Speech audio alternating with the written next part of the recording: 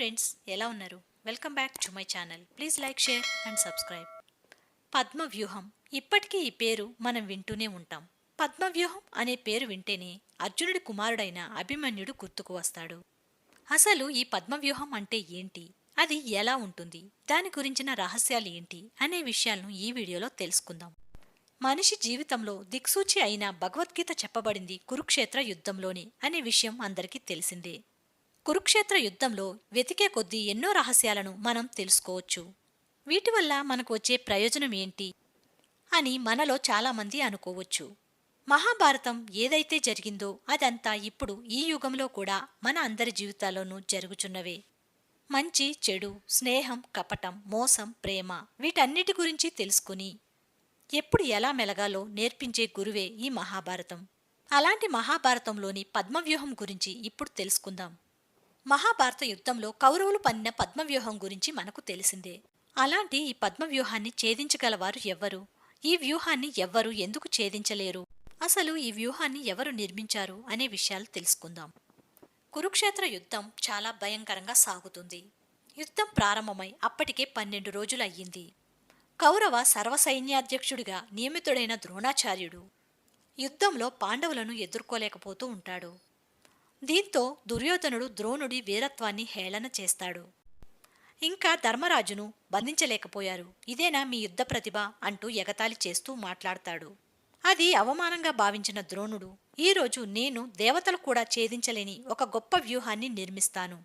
మహావీరులైతే తప్ప దానిలోకి ప్రవేశించే ప్రయత్నం కూడా చేయలేరు అలా ప్రకటించి నిర్మించిందే ఈ పద్మవ్యూహం. 18 రోజుల పాటు భీకరంగా సాగిన కురుక్షేత్ర యుద్ధంలో అతి క్లిష్టమైనది, అతి పెద్దది అయిన ఈ పద్మవ్యూహం ఎలా ఉంటుంది అంటే, పద్మం లేదా తామర పువ్వు ఆకారంలో సైనికులను ఉంచి శత్రువుల నుంచి తమ రాజులను కాపాడుకోవటం కోసం ప్రయోగించే వ్యూహం ఇది. వలయాకారంలో ఉంటుంది కాబట్టి దీన్ని చక్రవ్యూహం అని కూడా అంటారు. ఇది పైనుంచి చూస్తే అచ్చం పద్మం ఆకారంలో ఉండడం వలన దీనిని పద్మవ్యూహం అంటారు. ఇది అత్యంత జటిలమైన వ్యూహం. సామాన్యులు దీనిని ఛేదించలేరు. దీనిని ఛేదించగలిగేవారు కేవలం 4 మాత్రమే. వారు శ్రీకృష్ణుడు, అర్జునుడు, ప్రద్యుమ్నుడు, దానిని రూపొందించిన ద్రోణుడు. అయితే అభిమన్యుడు లోనికి మాత్రమే ప్రవేశించగలడు తప్ప దానిని ఛేదించగలిగే పరిజ్ఞానం మాత్రం అతనికి లేదు. అంతటి గొప్పది ఈ వ్యూహం. ఈ వ్యూహాన్ని బృహస్పతి ఒకసారి దేవాసుర సంగ్రామంలో ప్రయోగించాడు. మళ్లీ తరువాత మహాభారత సంగ్రామంలో ద్రోణాచార్యుడు ప్రయోగించాడు. ఈ వ్యూహం ఎలా ఉంటుంది అంటే, దీనిలో మొత్తం 7 వలయాలు ఉంటాయి. ఇది ఎటు చూసినా 77 కిలోమీటర్ల పొడవు ఉంటుంది మరియు 5929 చదరపు కిలోమీటర్లు విస్తరించి ఉంటుంది. వీటిలో రథదళాలు, గజదళాలు, తురగ దళాలు, కాలిబాటన నడిచే సైనికులు వలయంగా నిలబడి ఉంటారు. పద్మవ్యూహంలో ఒక్కో స్థాయిని దాటి వెళ్లే కొద్దీ తదుపరి స్థాయి యోధులు మరింత శక్తివంతులుగా ఉంటారు. ఇక లోపల 7వ వృత్తంలో అత్యంత శక్తివంతులు ఉంటారు. పద్మవ్యూహం మొత్తం తిరుగుతూ కదులుతూనే ఉంటుంది. అంతేకాదు, అది ఎప్పటికప్పుడు పూరించబడుతూ ఉంటుంది. ఒకవేళ మొదటి స్థాయి దాటి లోపలికి వెళ్లినా ఇక వెళ్లిన వారు బయటకు వచ్చే అవకాశం ఉండదు. ఎందుకంటే వారి చుట్టూ వ్యూహం మొత్తం తిరుగుతూ దాని ద్వారం మూసుకుపోతూ ఉంటుంది. అలా ముందుకు తప్ప వెనక్కు వచ్చే అవకాశమే లేదు కనుక అందులోకి వెళ్లినవారు మరణించటం తప్ప గెలిచి తిరిగి రావడం అనేదే ఉండదు. ఇలాంటి కమల ఆకారంలో కౌరవ సేనలను నిలబెట్టాడు ద్రోణాచార్యుడు. పలు దేశాధిపతులను పువ్వులోని రేకుల తీరుగా నిలబెట్టాడు. వారి కుమారులను పువ్వు మధ్య భాగంలోని కేసరిలా ఉంచాడు. కర్ణుడు, దుశ్శాసనులను తమ సేనలతో పువ్వు లోపలి భాగంలో ఉన్నారు. వారి ఇద్దరి సైన్యాల మధ్య దుర్యోధనుడు తన సైన్యంతో నిలిచాడు. ఇంకా అశ్వత్థామ, సైంధవుడు, కృపాచార్యుడు, శకుని, శల్యుడు వంటి యోధులు తమ కుమారులు తమ తమ స్థానాల్లో నిలిచారు. ఇలా విశిష్టమైన సైన్య రచనా పద్ధతిని వ్యూహం అంటారు. ఇది పద్మం ఆకారంలో ఉండటం వలన దీనిని పద్మవ్యూహం అంటారు. మహాభారతంలో ఇంకా చాలా వ్యూహాలు ఉన్నాయి. ఇలా 7 వలయాల్లో రథ గజ సైన్యాలతో శత్రు దుర్భేదమైన ఈ పద్మవ్యూహం రహస్యం ఏమిటి? దీని గురించి అభిమన్యుడికి ఎలా తెలుసు? అసలు అభిమన్యుడు పద్మవ్యూహంలోకి ఎందుకు వెళ్ళాడు అంటే, అసలు అభిమన్యుడికి ఈ వ్యూహం గురించి ఎలా తెలుసో చూద్దాం. అర్జునుడు సుభద్ర గర్భంతో ఉండగా యుద్ధం గురించి చెప్తూ పద్మవ్యూహం గురించి, దానిలో ఎలా ప్రవేశించాలో చెప్తాడు. అప్పుడు సుభద్ర ఊకొడుతూనే నిద్రలోకి జారుకుంటుంది. ఆ తరువాత గర్భంలో ఉన్న అభిమన్యుడు ఇదంతా వింటూ ఊకొడతాడు.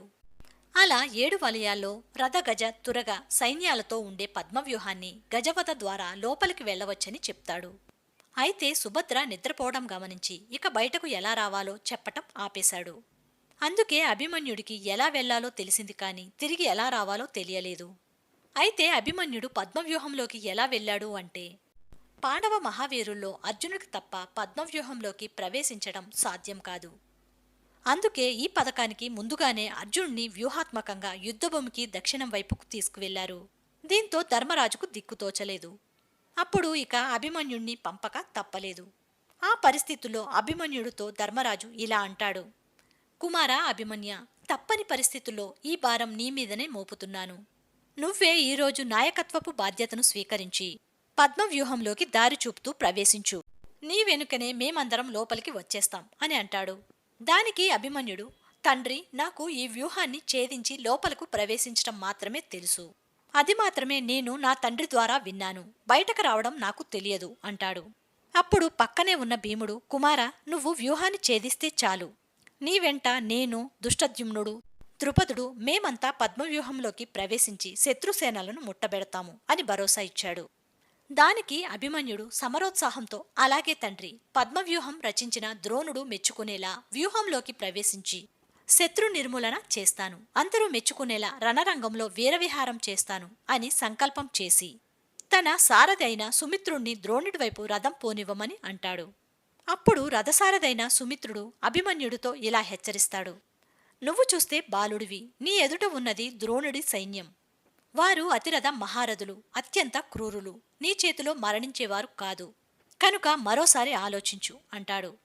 దానికి అభిమన్యుడు సారథి మాటలను కొట్టిపడేసి, నేనేంటో చూపిస్తాను పద అంటూ మెరుపు వేగంతో మండే అగ్నిగోళంలా పద్మవ్యూహంలోకి దూసుకెళ్తాడు అభిమన్యుడు. పద్మవ్యూహం నుంచి బయటకు వచ్చే మార్గం తెలియకపోయినా ఏమాత్రం జంకలేదు. అందరూ ప్రశంసించేలా రణరంగంలో వీరవిహారం చేస్తూ కౌరవసేనలను చంపుకుంటూ వెళ్లాడు. అభిమన్యుడి దాటికి కౌరవసేన కకావికలం అయ్యింది. పద్మవ్యూహం మొత్తం చెల్లా చెదురైంది. దొరికిన వారిని దొరికినట్లుగా కత్తికో కండగా నరుక్కుంటూ పోయాడు. కర్ణుడి కవచాన్ని పగలగొట్టాడు. బాణాల దెబ్బతో మూర్ఛపోయేలా చేశాడు. శల్యుడు, దుశ్శాసనుడు కూడా అభిమన్యుడి దెబ్బకు స్పృహ తప్పి పడిపోయారు. అయితే అభిమన్యుడికి రక్షణగా వస్తారు అనుకున్న భీముడు, ధర్మరాజు మిగిలిన వారు లోపలికి రాలేకపోయారు. దానికి కారణం పాండవులను ఒక్కరోజు పాటు అడ్డుకునే అర్జునుని తప్ప వరం కలిగిన సైంధవుడు వీరిని యుద్ధరంగంలో అడ్డుకోవడమే. అసలు ఈ సైంధవుడు ఎవరు? పాండవులను ఒక్కరోజు యుద్ధ సమయంలో ఆపే శక్తి అతనికి ఎలా వచ్చింది అంటే, సైంధవుడు సింధు దేశానికి రాజు, స్వయాన దుర్యోధనుడి బావ. అంటే 100 మంది కౌరవులకు ఉన్న ఒక్కగానొక్క చెల్లి దుశ్శల భర్త. అయితే ఈ సైంధవుడు స్త్రీలోలుడు. వనవాసంలో ఉన్న సమయంలో పాండవులు లేని సమయం చూసి ద్రౌపదిని బలవంతంగా ఎత్తుకుపోవడానికి ప్రయత్నిస్తాడు. దాంతో పాండవులు అతనికి దేహశుద్ధి చేసి వదిలిపెట్టారు. అందుకే పాండవులపై తీవ్రమైన పగ పెంచుకుని సైంధవుడు గంగానదీ తీరంలో కాలి బొటనవేలును మాత్రమే భూమిపై ఆనించి పరమశివుడి కోసం కఠోర తపస్సు చేస్తాడు. అలా పాండవులను సంహరించే వరం కోరగా శివుడు నిరాకరించి అర్జునుణ్ణి తప్ప మిగతా పాండవులను యుద్ధ సమయంలో ఒక్కరోజు అడ్డగించే వరాన్ని ప్రసాదిస్తాడు. అలా శివుడి వరం వలన పాండవులను అడ్డుకోవడంతో అభిమన్యుడికి పాండవుల సహాయం అందలేదు. అయినా అభిమన్యుడి విరోచిత యుద్ధంతో దుర్యోధనుని పారిపోయేలా చేశాడు. అతని కొడుకైన లక్ష్మణ కుమారుణ్ణి, బృహద్బలుణ్ణి, శల్యుడి కుమారుణ్ణి, కృతవర్మ కుమారుణ్ణి ఇలా అందర్నీ సంహరించుకుంటూ పద్మవ్యూహాన్ని పటాపంచలు చేసేలా కదులుతూ ఉన్నాడు. అలా యోధులైన కౌరవులను ఎదుర్కోవటం కష్టం అనే భావనను పటాపంచలు చేశాడు అభిమన్యుడు. వీరవిహారం చేస్తున్న అభిమన్యుడి యుద్ధ నైపుణ్యం చూసి కౌరవసేన ఆశ్చర్యపోయింది. అభిమన్యుడు మాత్రం అలుపెరగని వీరుళ్లా ద్రోణుడు, అశ్వత్థామ, దుర్యోధన, దుశ్శాసనులను ఓడించాడు. ఇది చూసిన ద్రోణుడు అభిమన్యుణ్ణి మోసంతో తప్ప ఓడించలేమని భావించి, యుద్ధం చేస్తున్న వీరుడితో ఒక్కరు మాత్రమే యుద్ధం చేయాలి, అలా కాకుండా కౌరవ యోధులు యుద్ధనీతికి వ్యతిరేకంగా అభిమన్యుడిపై మూకుమ్మడిగా దాడి చేసి నిరాయుధుణ్ణి చేసి బాణవర్షం కురిపించారు. అప్పుడు అభిమన్యుడు రథంలోని చక్రాన్ని తీసుకుని గిరగిరా తిప్పుతూ సింహనాదం చేస్తూ యుద్ధం చేశాడు. అందరూ చుట్టుముట్టి దాన్ని ముక్కలుగా చేశారు. అయినా వెనుతిరగకుండా గదాయుధం చేతపట్టి పోరు సాగించాడు. అప్పటికే ఒంటరిగా పోరాడి అలసిపోయిన అభిమన్యుడితో దుశ్శాసనుడి కుమారుడు యుద్ధానికి వచ్చాడు. అలా వారిరువురి మధ్య ఘోర యుద్ధం జరిగింది. ఇద్దరి శరీరాల నుంచి రక్తం ధారలుగా కారుతూ తీవ్రంగా గాయపడి ప్రాణాలను విడిచారు. అభిమన్యుడి మరణంతో అక్కడ అంతా నిశ్శబ్దం ఆలముకుంది. దుర్యోధనుడు మాత్రం తెగ సంబరపడిపోయాడు. అది చూసిన యూత్సుడు దుర్యోధనుడిపై మండిపడుతూ, ఒక బాలుణ్ణి, అది కూడా కుట్ర చేసి చంపడం నీ విజయమా అని అడుగుతాడు. అయినా దుర్యోధనుడు లెక్క చేయడు. ఇక సూర్యాస్తమయం అవుతుంది. అర్జునుడు యుద్ధరంగం నుంచి తన విడిదికి వస్తాడు. అందరూ దుఃఖంలో ఉండటాన్ని చూసి అభిమన్యుడు తనువు చాలించిన విషయాన్ని తెలుసుకుని కౌరవుల మీద పగతో ఇలా ప్రతిజ్ఞ చేశాడు.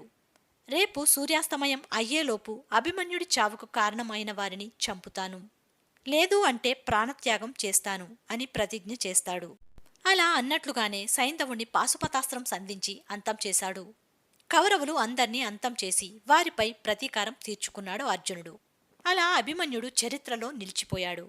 ఇక అభిమన్యుణ్ణి శ్రీకృష్ణ పరమాత్మ ఎందుకు రక్షించలేదు, పాండవులు అంతా ఉండి కూడా ఎందుకు రక్షించలేకపోయారు అనే దానిపై వీడియో చేశాను, చూడండి. డిస్క్రిప్షన్లో లింక్ పెడతాను. నెక్స్ట్ వీడియోతో మళ్ళీ కలుద్దాం. Until that take care, by by. Thank you for watching. Please like, share and subscribe.